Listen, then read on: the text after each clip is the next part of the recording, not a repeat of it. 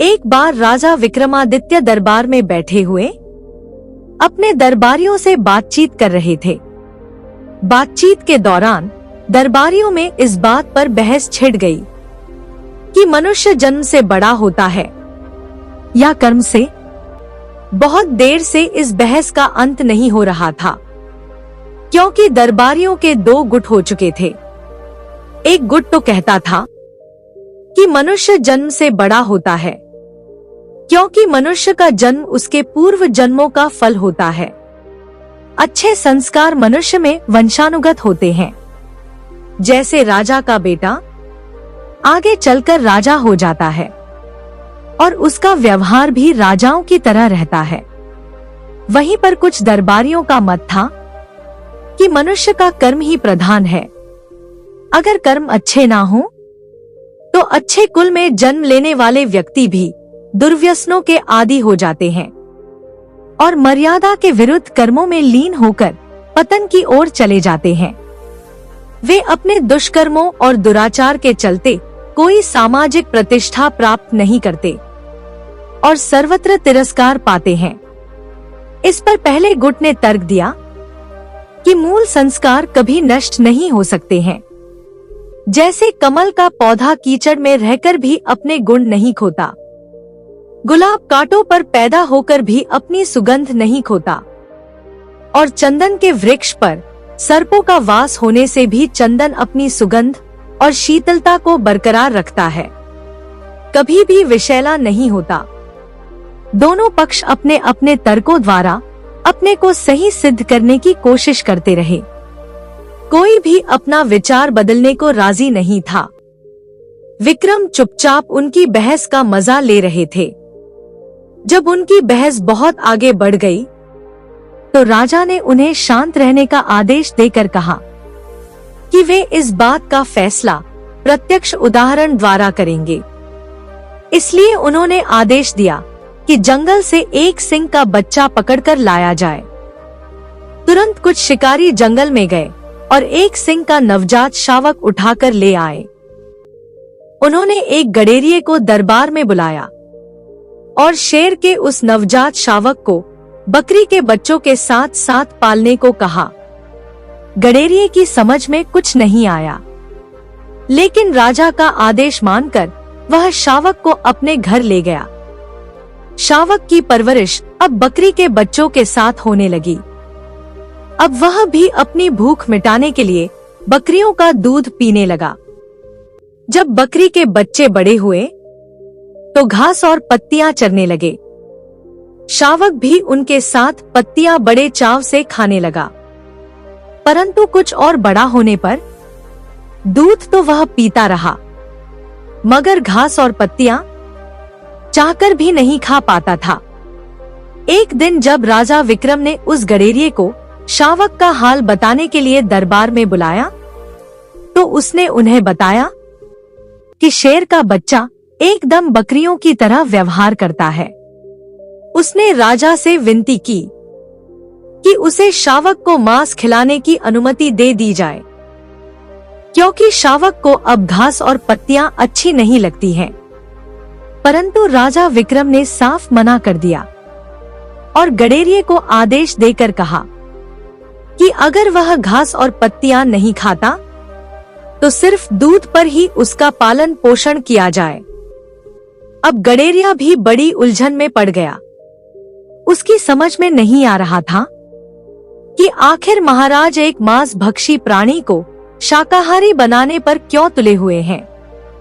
पर राजा के सामने वह कुछ बोल नहीं सका और अपने घर लौट आया।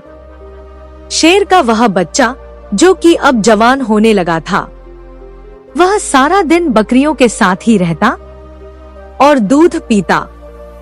कभी कभी बहुत अधिक भूख लगने पर घास और पत्तियां भी खा लेता और अन्य बकरियों की तरह जब शाम में उसे दड़बे की तरफ हाका जाता तो वह भी बकरियों की तरह चुपचाप सर झुकाए आगे बढ़ जाता तथा बंद होने पर कोई प्रतिरोध नहीं करता।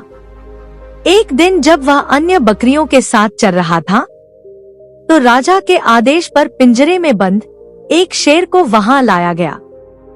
शेर को देखते ही सारी बकरियां डरकर भागने लगीं, तो वह शावक भी उनके साथ दुम दबाकर भाग गया।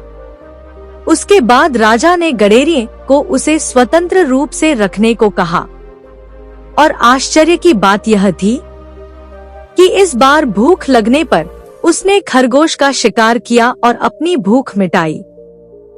कुछ दिन स्वतंत्र रूप से रहने पर वह छोटे छोटे जानवरों को मारकर खाने लगा, लेकिन फिर भी गडेरिये के कहने पर वह पिंजरे में शांति पूर्वक बंद हो जाता था। कुछ दिनों बाद उसका बकरियों की तरह भीरू स्वभाव जाता रहा। एक दिन जब फिर से उसी शेर को जब उसके सामने लाया गया, तो पहले की तरह वह डरकर भागा नहीं, बल्कि जब उसने शेर की दहाड़ सुनी तो वह भी अपने पूरे स्वर से जोर से दहाड़ा। राजा अपने दरबारियों के साथ सब कुछ गौर से देख रहे थे। उन्होंने दरबारियों को कहा कि इंसान में भी मूल प्रवृत्तियां इस शेर के बच्चे की तरह जन्म से ही होती हैं, और अवसर पाकर वे सभी प्रवृत्तियां स्वतः ही उजागर हो जाती हैं, जैसे कि इस शावक के साथ हुआ। कुछ समय बकरियों के साथ रहकर उसकी सिंग वाली प्रवृत्ति छिप गई थी, मगर स्वतंत्र रूप से विचरण करने पर इसकी असली प्रवृत्ति अपने आप ही प्रकट हो गई। उसे यह सब किसी ने नहीं सिखाया, लेकिन मनुष्य का सम्मान कर्म के अनुसार किया जाना चाहिए। राजा विक्रमादित्य की इस बात पर सभी सहमत हो गए, मगर एक मंत्री उनकी बातों से सहमत नहीं हुआ। उसका मानना था कि राजा विक्रमादित्य राजकुल में पैदा होने के कारण ही राजा हुए हैं, अन्यथा 7 जन्मों तक कर्म करने के बाद भी राजा नहीं होते। मंत्री की बात सुनकर राजा मुस्कुराकर रह गए। ऐसे ही समय बीतता रहा। एक दिन उनके दरबार में एक नाविक बहुत सुंदर फूल लेकर उपस्थित हुआ। वह फूल सचमुच बड़ा विलक्षण था, और लोगों ने पहली बार इतना सुंदर लाल फूल देखा था। राजा विक्रमादित्य को वह फूल इतना पसंद आया कि उन्होंने तुरंत ही अपने सैनिकों को उस फूल के उद्गम स्थल का पता लगाने के लिए भेज दिया। वे दोनों नाव में बैठकर उसी दिशा में बढ़ते गए जिधर से वह फूल बहकर आया था। नदी की धारा कहीं कहीं पर अत्यधिक संकरी और तीव्र हो जाती थी, और कहीं चट्टानों के ऊपर से बहती थी। काफी दुर्गम रास्ता था। बहते बहते नाव उस जगह पहुंची जहां किनारे पर एक बहुत ही अद्भुत दृश्य था। एक बड़े पेड़ पर एक योगी उल्टा लटका हुआ था, और वह जंजीरों से जकड़ा हुआ था। जंजीरों की रगड़ से उसके शरीर पर कई गहरे घाव भी बन गए थे। उन घावों से रक्त चू रहा था, जो नदी में गिरते ही रक्तवर्ण पुष्पों में बदल जाता था। वहां से कुछ दूरी पर ही कुछ साधु तपस्या में लीन बैठे हुए थे। जब राजा के वे सैनिक कुछ और फूल लेकर दरबार में वापस लौटे, तो उन्होंने राजा को वह सब कुछ बताया जो दृश्य वे देखकर आए थे। तब राजा विक्रमादित्य ने उन्हें समझाया कि उस उल्टे लटके योगी को राजा समझो, और अन्य ध्यान में बैठे हुए साधारण सन्यासी उसके दरबारी हुए।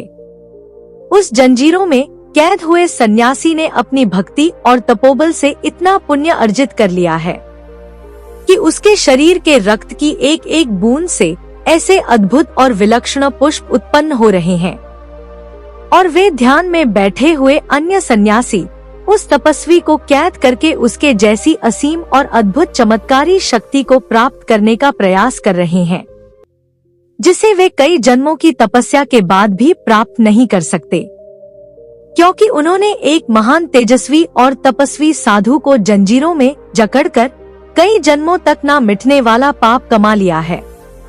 अब वे अगले कई जन्मों तक किसी साधु या भिखारी के रूप में जन्म लेकर अपना भरण पोषण करने के लिए दर दर भटकेंगे, और अपनी इस बेबसी के लिए हमेशा अपनी किस्मत या परमेश्वर को दोषी ठहराएंगे। अब उस मंत्री को भी राजा विक्रमादित्य की बात समझ में आ गई। आखिरकार उसने मान ही लिया कि पूर्व जन्म के कर्म ही उन्हें राजा या दरबारी बनाते हैं और पूर्व जन्म के कर्म के फल के रूप में ही किसी को राजगद्दी मिलती है। दोस्तों, आपको हमारी यह कहानी अच्छी लगी हो तो प्लीज इस वीडियो को लाइक करके हमारे चैनल को सब्सक्राइब भी जरूर कर लीजिएगा ताकि हमारी आने वाली वीडियो का नोटिफिकेशन आपके पास सबसे पहले पहुंच सके। धन्यवाद दोस्तों।